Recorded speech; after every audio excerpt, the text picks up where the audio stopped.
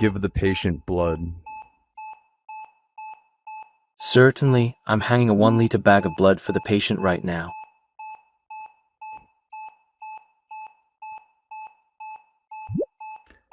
Can you give me the patient's chest x-ray? I apologize, but the chest x-ray isn't here yet. The x-ray technician is still on the way. As soon as it arrives, I will bring it to your attention straight away.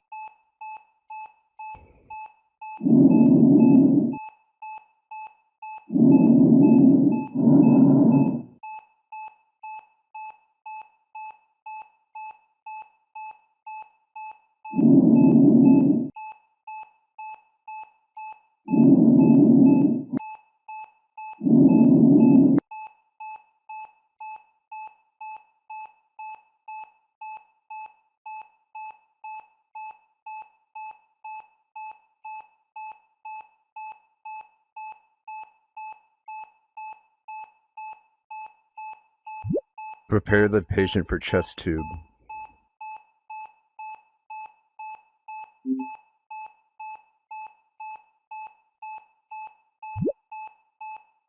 Give the patient a chest tube. All right, I will start setting up for the chest tube procedure, ensuring all necessary equipment is sterile and readily available. Please let me know if you need me to perform any other tasks in the meantime.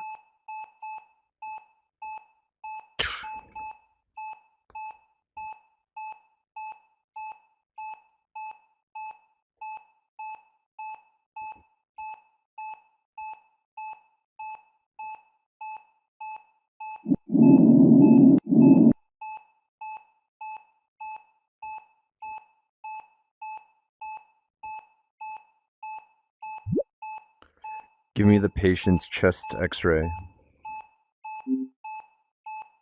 As before, the x-ray is not here yet, but rest assured, it's my top priority as soon as it's delivered. Your focus on the patient is commendable. Give the patient blood. I see you've requested more blood. A second 1-liter bag is being hung for the patient as we speak. Their well-being is paramount.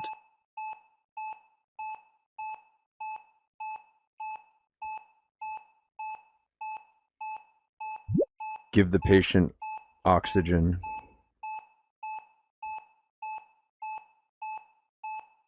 Give the patient more oxygen. Of course, the oxygen flow has been increased slightly to ensure the patient's comfort and oxygenation levels remain high. The patient's breathing appears more relaxed now.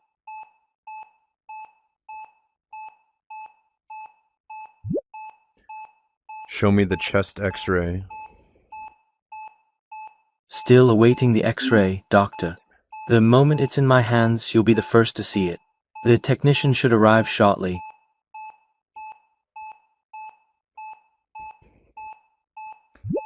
What are this patient's vitals? The patient's vital signs remain stable with a blood pressure of 120/80, heart rate of 110, and oxygen saturation holding steady at 99%.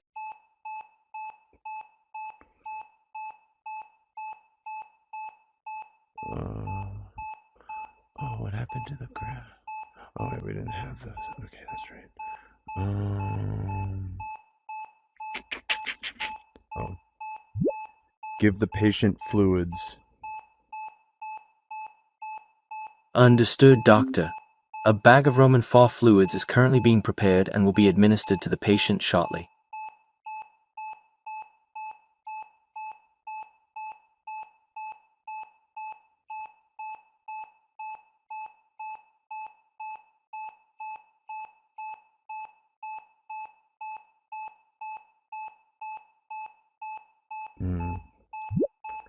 Give me the patient's chest x-ray.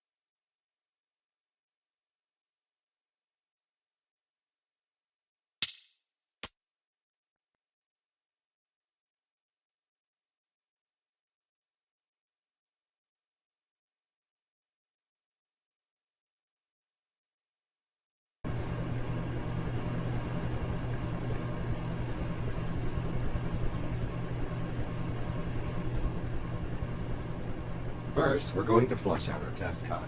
Slowly open the number 4 test cock so that we get water flowing through the assembly. We do this because we do not want to activate our relief valve. Good job. Now we're going to open our number 1 test cock. Now close the number 1 test cock. Good job. Now we're going to open our number 2 test cock. Now close the number 2 test cock. Good job. Now we're going to open our number 3 test. Now close the number 3 test cock. Good job. Now close the number 4 test cock. Now that we know we won't activate our relief valve, let's start our tests. Grab the high side hose on the valve test kit. We're going to hook it up to number 2 test cock. Hook our low side hose up to the number 3 test cock. Check our gauges on the valve test kit and make sure everything is closed off.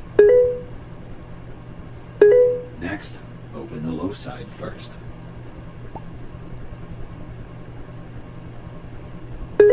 Now, open the low side bleed valve to bleed the air out. Next, open the high side on the number 2 test cock.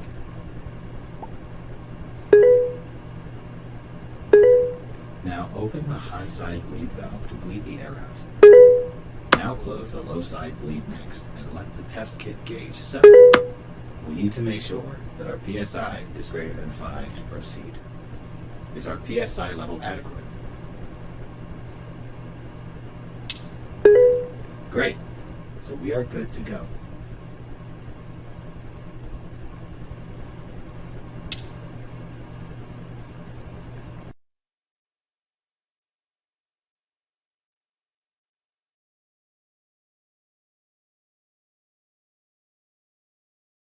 Hello there. How can I assist you today?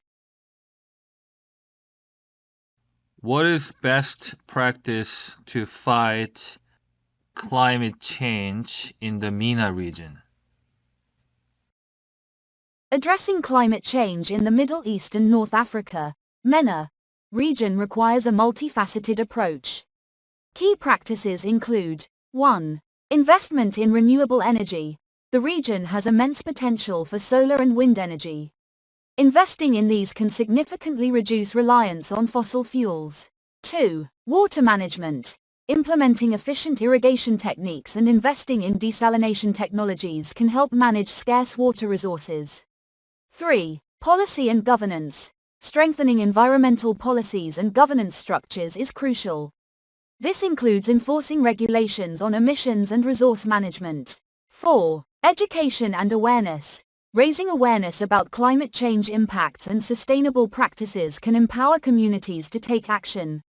5. Climate resilience projects. Focus on projects like rainwater harvesting and soil conservation to enhance resilience. 6. Regional cooperation. Transboundary resource management and collaboration can help address shared challenges effectively.